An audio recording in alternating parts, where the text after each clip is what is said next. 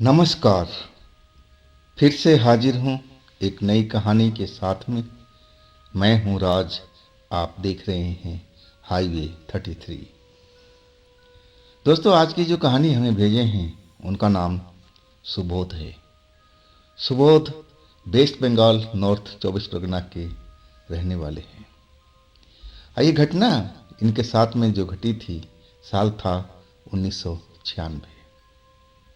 तो क्या हुआ था सुबोध के साथ में, क्या हुई थी घटना, चलते हैं आज इनकी इस कहानी में। लेकिन दोस्तों, अगर आप मेरे चैनल पर पहली बार जुड़े हैं और अभी तक मेरे चैनल को सब्सक्राइब नहीं किया है तो प्लीज़ जल्दी से कर लीजिए और साथ में बेल आइकन को ज़रूर दबाइएगा ताकि सबसे पहले वीडियो का नोटिफिकेशन आपके पास पहुंचे। तो शुरू करते हैं आज की कहानी।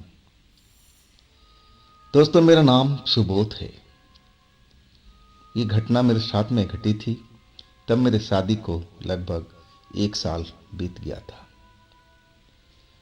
आसपास के जितने रिश्तेदार थे, हम पति पत्नी तकरीबन सबके घर में जा चुके थे।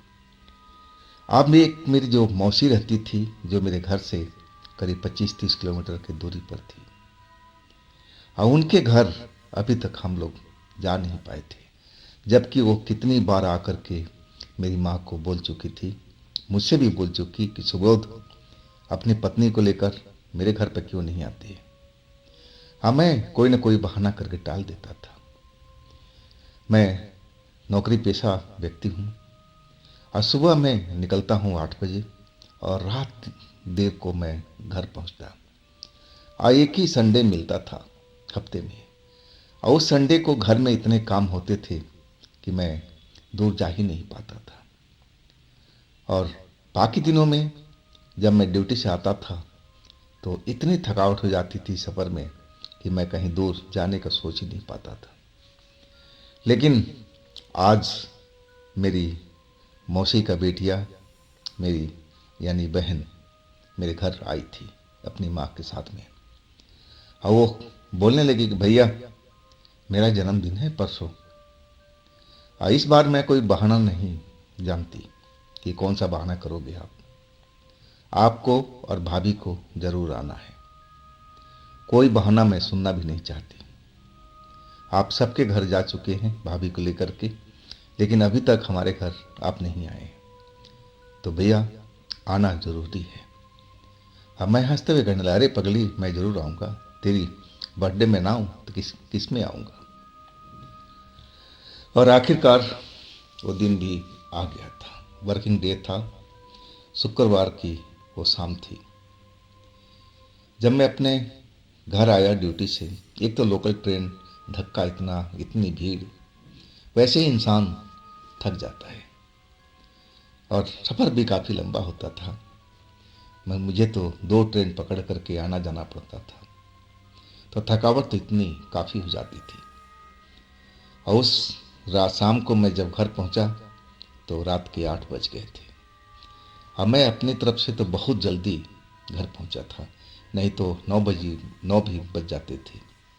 लेकिन मैं भगवान का शुक्रिया अदा करना चाह रहा था कि आज मैं जल्दी घर पहुंच गया, ताकि मैं अपने बहन के घर जा सकूं उनके जन्मदिन की पार्टी में। अब पत्नी को तो सुबह ही मैंने जाते जाते बोल रखा था कि बस तुम तो तैयार रहना, तुम देरी मत करना। और आते ही मैं कपड़ा बदलूंगा और बैग निकाल करके चल पड़ेंगे। जो मेरी मौसी का घर है वो करीब 25-30 किलोमीटर दूरी पर था। घर पहुंच गया। मेरी पत्नी तो ऑलमोस्ट तैयार ही थी और साड़ी में खूब जच रही थी, लाल सा गोटे वाली साड़ी, और बहुत सुंदर लग रही थी। अब हम मियाँ बीवी दोनों बाइक पर सवार होकर के और मौसी के घर की तरफ निकल गए थे। जाने में तो कोई भी परेशानी नहीं हुई थी। उस टाइम तो रोड सही ढंग से चल भी रहा था, रोड पर भीड़ भाड़ भी थी, और हम वक्त से पहुंच गए थे अपने मौसी के घर में। मेरी बहन मेरी ही इंतज़ार कर रही थी। मेहमान सारे आ चुके थे। और जैसे ही मैं आया मेरी बहन का चेहरा खिल गया था, और होना भी चाहिए था ऐसे ही। बहन भाई का प्यार ही ऐसा होता है। इसके बाद अब जो पार्टी था शुरू हो चुका था। अब खाना पीना सब चलता रहा, एक दूसरे से सब बातचीत करते रहे। अब हमें रात में तो वहाँ रुकना नहीं था, क्योंकि सुबह मुझे काम पर भी निकलना था। अब मौसी तो कह रही थी कि बेटा तुम लोग यहीं पर रुक जाओ, अब रात के कहाँ घर लौटोगे, देख रहे हो ना अंधेरी रात है और रास्ता भी कोई सही है थोड़ी। लेकिन मैं कहने लगा मौसी जी मुझे कल सुबह काम पर निकलना है, अगर यहाँ मैं रुका रहूँगा ना तो मैं नौकरी पर जा नहीं पाऊँगा। अब मैं उनको समझा बुझा करके जब उस घर से निकला था तो रात के करीब 10:30 या 11:45 के आसपास का टाइम हो गया था। अब मौसी, अब मेरी बहन और भी कुछ मेहमान मुझे बाहर तक छोड़ने आए थे। और तभी मौसी चौंकते हुए बोली बेटा रुक जाओ रुक जाओ, मैं एक चीज़ तुम्हें देना भूल गई। और जब आई ना तो वो कुछ मेरी पत्नी को दिया, बोली बेटी ये तुम्हारी रक्षा के लिए है, आज तुम अपने पास में रख लो। अब पत्नी क्या बोलती। हालांकि वो कभी भी भूत प्रेत पर ऐसी चीज़ों पर यकीन नहीं करती थी और ना मैं भी यकीन करता था। लेकिन मेरी जो मौसी थी ना वो भूत प्रेत को मानती भी थी और पूजा पाठ वाली भी थी। तो उनका दिल रखने के लिए मैंने बोला कि हाँ हाँ रख लो ना, जब मौसी जी दे रही हैं तो इनका कोई मतलब तो ज़रूर होगा, रख लो अपने पास में। अब फिर इसके बाद हम लोग चल पड़े थे। अब हम एक ऐसी जगह पर पहुंच गए थे जहाँ पर रेलवे लाइन था, रेलवे फाटक था। अब आधी रात का तो टाइम वक्त हो चुका था और रेलवे फाटक जो था अभी बंद था, और मतलब ट्रेन कोई गुजरने वाली थी लेकिन उसमें थोड़ी टाइम ज़रूर लग रहा था। अब मैं थोड़ा सिगरेट पी लेता था कभी कभी खाना खाने के बाद में। वही मेरे पास में मौका था, अभी तो रेलवे फाटक बंद था और मेरे पास में कुछ मिनट तो ज़रूर थे। मैंने सोचा कि क्यों ना सिगरेट का कस लगा दिया जाए। मैं बाइक से उतर गया था, स्टैंड पर खड़ा करके पत्नी को बोला तुम बैठे रहो, मैं आ रहा हूँ पीछे से। पत्नी समझ गई थी कि मैं सिगरेट का कस लगाने जा रहा हूँ और वो बोलने लगी कि देखो सिगरेट मत पिया करो, उस पर वो लेक्चर देने लगी थी। अब मैं हंसते हुए टाल दिया था कि अरे मैं कहाँ पीता हूँ, कभी कभी मैं लगा लेता हूँ, ऐसी कोई बात नहीं है। अब मैं पत्नी की वजह से थोड़ा पीछे आ गया था। अब पत्नी रेलवे लाइन के फाटक के पास में थी, अब मैं थोड़ा पीछे आ गया था सिगरेट सुलगाने के लिए।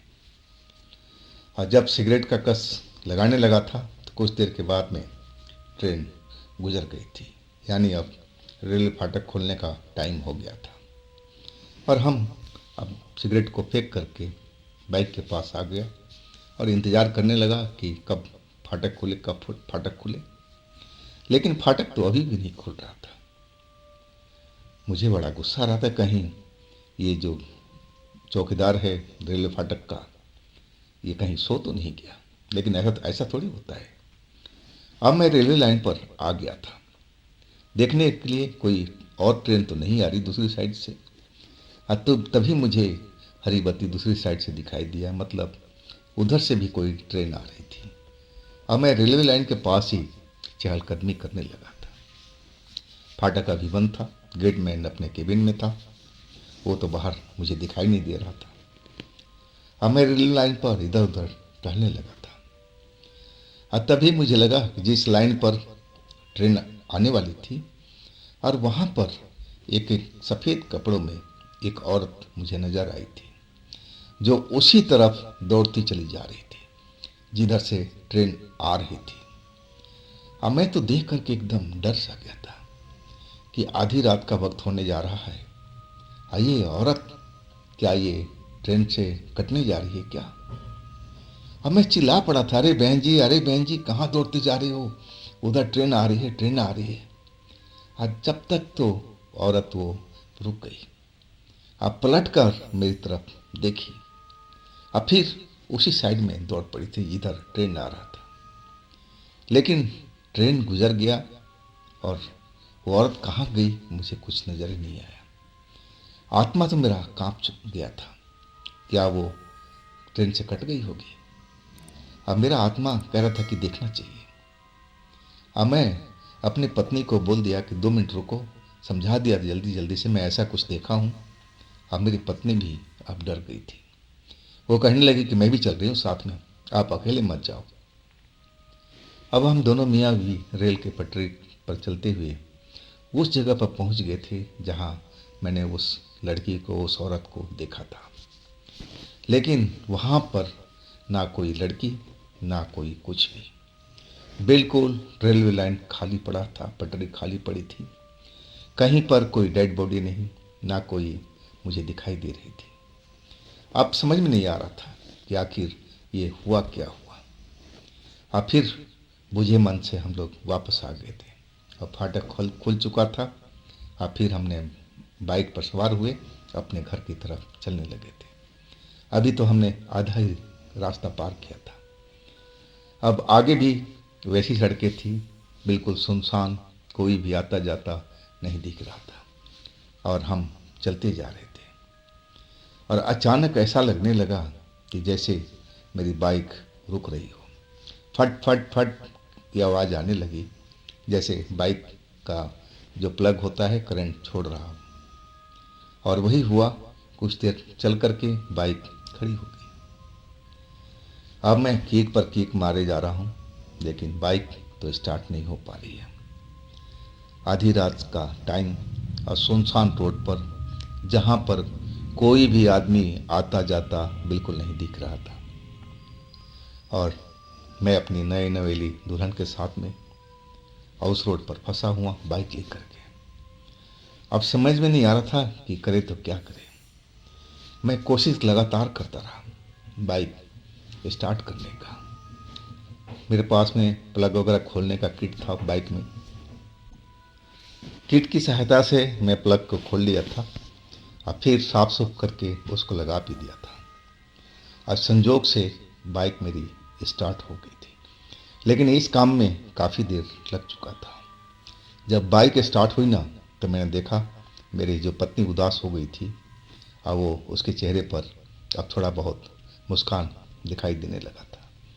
नहीं तो हम लोग तो समझ गए थे कि हम पैदल ही जाना पड़ेगा घर तक, बाइक धकेलते हुए। और मैं भी खुश था, चलो भगवान का धन्यवाद देते हैं कि हमारा बाइक स्टार्ट हो गया। अब हम दोनों बाइक पर चलने लगे, लेकिन कुछ देर तो बाइक बड़ा आसान से चला, बिल्कुल हल्का फुल्का। और जैसे ही जंगली इलाका आने लगा और वहाँ पर बाइक एकदम जाम होने लगा। जैसे लग रहा था कि पीछे कोई वजन रखा हुआ है पिछली सीट पर, जबकि मेरी पत्नी का ज़्यादा वजन भी नहीं था। मैं बार बार पीछे की तरफ देख रहा था कि आखिर बाइक इतना जाम क्यों चल रही है, क्या रीज़न है। लेकिन सोचा कि अब क्या कर सकते हैं, जैसे तैसे अपने बाइक को चलाते हैं, घर पहुंचते हैं, कल देखा जाएगा। कल मैकेनिक को पास बाइक को भेज देंगे, ले जाएगा, सही कर देगा। लेकिन मुझे लग रहा था कि कुछ ना कुछ तो गड़बड़ है। पीछे में इतना वजन अचानक हो गया था कि आगे से मुझे संभालने में दिक्कत हो रही थी। आखिर अचानक वजन कैसे बढ़ गया पीछे में। अब मैं बार बार बैक मिरर में भी देख रहा था, पीछे मुड़ कर भी देख रहा था। पत्नी तो मेरे से चिपक के बैठी थी और मुझे कुछ एहसास होने लगा था कि हो न हो कुछ तो बाइक में समस्या हो रही है। अब पीछे में कुछ न कुछ चक्कर चल रहा है। मैं भूत प्रेत का तो मानने वाला व्यक्ति नहीं था, लेकिन उस रात मुझे महसूस होने लगा था कि कुछ न कुछ गड़बड़ जरूर है। अब मैं यही सब सोचता हुआ आगे बढ़ता चला जा रहा था। बाइक का जितना ताकत थी उसी ताकत से आगे बढ़ रही थी। अब वो पहले वाली स्पीड तो नहीं चल रही थी। लग रहा था कि काफ़ी एकदम वजन अचानक बढ़ गया है।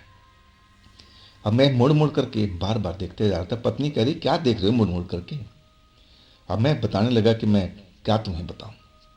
और जब अचानक मुड़ा ना, तो मुझे लगा कि मेरी पत्नी के पीछे में वही औरत बैठी हुई है जो सफ़ेद कपड़ों में ट्रेन के सामने जाती हुई दिख रही थी। और उसी पल तो जैसे लगा कि मैं चक्कर खा करके गिर जाऊंगा। ऐसा ही हुआ था और हम बाइक सहित नीचे गिर पड़े थे। जब गिरे ना, तो एकदम हालत खराब हो गई थी चलती हुई बाइक से। हालांकि भगवान का शुक्र था कि मुझे ज़्यादा चोट नहीं लगी थी, ना मेरी पत्नी को। लेकिन यह हादसा हम दोनों को डरा दिया था। अब मैं कहने लगा अपनी पत्नी से कि मैं तुम्हारे पीछे उसी औरत को बैठे देखा हूं। लेकिन पत्नी कहने लगी, ऐसा कैसे हो सकता है? क्या तुम भी भूत प्रेत को यकीन करते हो क्या? मैंने बोला, नहीं, लेकिन मैं अपनी आंखों से देखा हूं। तुम तो यकीन मानो ना इस बात को, मैं थोड़ी झूठ बोलूंगा। लेकिन वो कहने लगी, नहीं नहीं, ऐसा कुछ नहीं होता। अगर होता तो मुझे भी तो ऐसा एहसास होता, अगर मेरे पीछे कोई बैठा होता तो। और ऐसे ही हमारी कुछ देर बहस चली थी। और फिर हम बाइक दोबारा से स्टार्ट किए और फिर चल पड़े। और इस बार तो जो बाइक चलने लगी ना, वो पहले की तरह हल्की हो गई थी। न जाने क्या बाइक में हुआ था, लेकिन संदेह तो मुझे हो चुका था, जबकि मैं भूत प्रेत को मानता नहीं था। लेकिन मेरी दिमाग में जैसे कुछ चल रहा था कि मामला कुछ ठीक नहीं है। और आखिरकार हम अपने घर पहुंच गए थे। अब घर आए तो बिल्कुल थक चुके थे बाइक के चक्कर में। हमने तो कान पकड़ लिया कि रात के टाइम में ऐसा सफ़र करना ठीक नहीं है, और वो भी खास करके पत्नी के साथ में। अकेले होता तो मैं कैसे करके आ जाता, लेकिन पत्नी के साथ रात का सफ़र ठीक नहीं होता है। और हम दोनों पति पत्नी अपने कमरे में सो गए थे। अब थकावट तो थी, नींद कब आ गई पता भी नहीं चला। जब मेरी पत्नी जोर से चिल्लाई ना, तो मेरी नींद खुल गई। हड़बड़ा करके मैं अपना आंखें खोला, क्या हुआ क्या हुआ? तो तुम जो मैंने देखा, मेरी तो आंखें एकदम लग रहा था कि फटी की फटी रह गई। वही औरत मेरी पत्नी के सीने पर सवार थी और उसका गला घोटे जा रही थी। अब पत्नी मेरा जोर जोर से चीख रही थी, चिल्ला रही थी, ताकि मैं उसका बचाव कर सकूं। और जैसे ही मैं उठा देख करके, अब मैं तो खुद डर गया था। उसकी मोटी मोटी भयानक आंखें मुझे दिखाई दे रही थी, लाल लाल जलती हुई दिए की तरह। अब मैं तो खुद चीख पड़ा था, माँ को आवाज देने लगा जोर जोर से। लेकिन तभी वही औरत मुझे एक थप्पड़ रसीद कर दिया था, और वो थप्पड़ इतना जानदार था कि एक ही थप्पड़ से मेरा काम हो गया था। मैं अपना होश खो बैठा था। और उसी वक्त लगा कि जिसे दरवाजे पर शोर होना शुरू हो गया। शायद मेरी पत्नी का चीख से माँ जग चुकी है, परिवार के लोग जग गए थे। लेकिन मैं तो बेहोशी के गर्त में जा चुका था। जब मुझे होश आया ना, तो मैं अपने पलंग पर ही था। कमरा खुला हुआ था। घर के पूरे परिवार के सदस्य मेरे कमरे के अंदर में थे। मेरी पत्नी बैठी हुई रो रही थी, और कुछ लोग जो थे मेरे घर के, वो मुझे होश में ला रहे थे, पानी छिड़क रहे थे। और उसी वजह से मैं होश में आया था, पानी छिड़कने की वजह से चेहरे पर। मैं सब देखने लगा कि आखिर हुआ क्या, ये चुड़ैल कैसे मेरे घर में आ गई, क्या वास्तव में चुड़ैल होती है? इस बात को तो हम जानते तक नहीं थे, ना मैं मानता था, न मेरी पत्नी। हाँ, माँ मेरी बुजुर्ग जरूर थी, पूजा पाठ वो भी करती थी, और वो भी भूत प्रेत पर शायद यकीन करती थी। मैं कंफर्म तो नहीं था। और शोरगुल तो होने लगा था काफ़ी। अब मेरी माँ मुझसे पूछ रही थी, सुबोध, तू रात में क्यों बहू के लेकर वापस आया? तो वहीं रुक जाता। डांटने लगी थी। देख लिया ना आने का नतीजा। रात को वो चुड़ैल तेरे साथ में घर तक पहुंच गई थी। वो तो भगवान का शुक्र मना, काली माँ का, कि मैं सही टाइम पर दरवाजे पर आ गई थी। और जोर जोर से हम लोग चिल्लाने लगे थे, और तब जाकर के बहू ने दरवाज़ा खोला था। और इसके बाद माँ पूरी घटना बताई। मैं तो उस घटना से बिल्कुल दंग रह गया था। क्या आज के टाइम में चुड़ैल भूत प्रेत दिखाई देते हैं? ये तो बीते ज़माने की बात थी, लेकिन ये बात सत्य थी। वो चुड़ैल रेलवे लाइन से ही हमारी पीछा कर रही थी। बाइक को खराब करने में उसी का हाथ था। वो जो वजन बढ़ा था ना, शायद सब कुछ उसी का दिन था। और वो हम लोग के साथ ही बाइक में सवार होकर के हमारे घर तक पहुंच गई थी। जब हम मियाँ बीवी सो गए थे ना, तो वो पत्नी के ऊपर में अटैक कर दिया था। ना जाने मेरी पत्नी से उसकी क्या दुश्मनी थी, क्यों मारना चाहती थी। वो तो मुझे भी मार सकती थी, लेकिन मेरे पास नहीं आई। वो मेरी पत्नी के ऊपर ही उसने हमला किया था। अब ये क्या रीजन हो सकता है, ये तो मैं नहीं बता सकता, लेकिन माँ जो पूजा पाठ करती थी, उसी की वजह से हम लोग उस चुड़ैल से छुटकारा पाए थे उस रात में। नहीं तो मेरी शायद पत्नी और उस रात को बच नहीं पाती, वो चुड़ैल उसे ज़रूर मार देती। तो दोस्तों, ये थी सुबोध जी की अपनी कहानी। अगर आपके पास भी ऐसी कोई घटना है जो आप मुझे बताना चाहते हैं, तो आप मुझे इंस्टाग्राम या मेरे व्हाट्सएप नंबर पर अपनी घटना को, अपनी कहानी को शेयर कर सकते हैं।